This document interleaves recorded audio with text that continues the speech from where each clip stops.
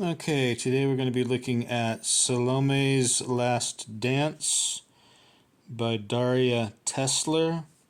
In the annals of weird comics, this is a pretty good one. This is one that I really liked, really enjoyed, and I wrote about it.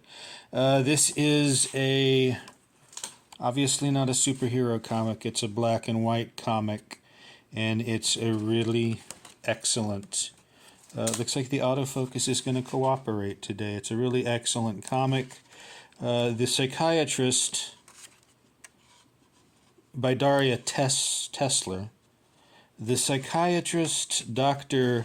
Silkini, is going to guide you to the pearly gates of full life satisfaction, bringing cosmic insight to his fully licensed psychology practice. Dr. Silkini meets Magnus the Magician. Let's see if we can get... there's Magnus's twirling cloak. There's Magnus the Magician, a very dour-looking fellow. And Dr.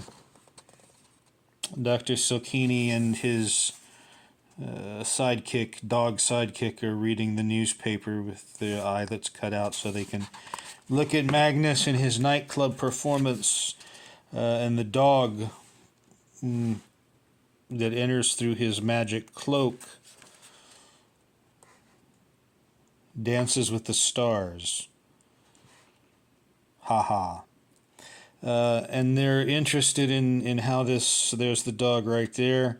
They're interested, Dr. Silkini and his sidekick, Smudge, are interested in how this happens, so they go spelunking into Magnus's brain, and we get some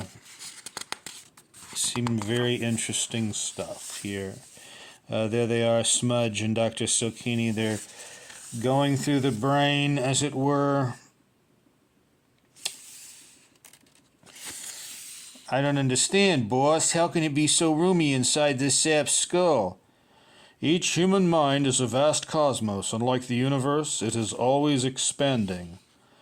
That sounds hokey to me, boss. I know a lot of tight-minded people.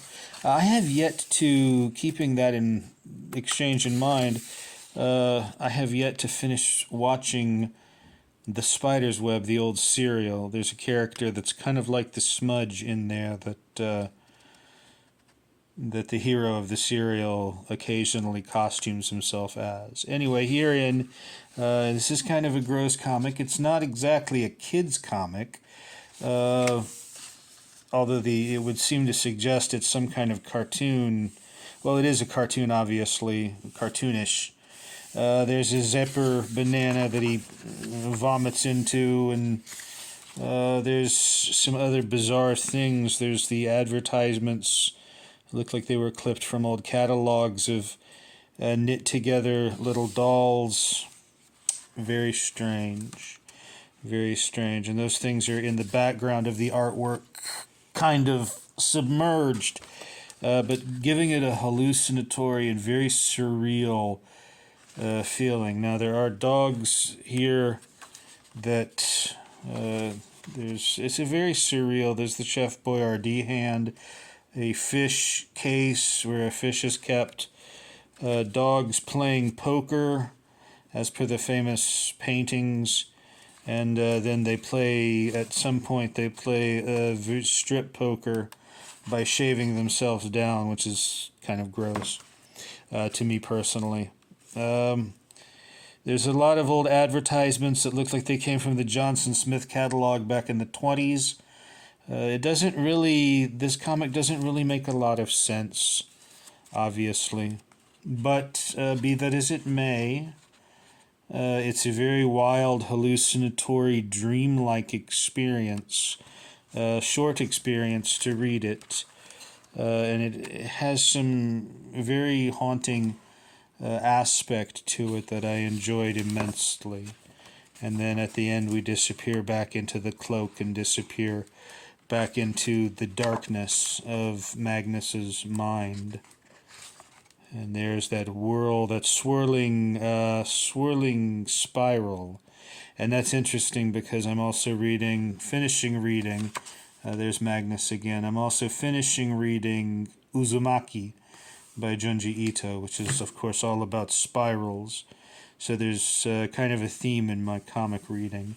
Okay, that's about all for today. That's Salome's Last Dance by Daria Tessler. A very weird comic that I can highly recommend. Have a good morning.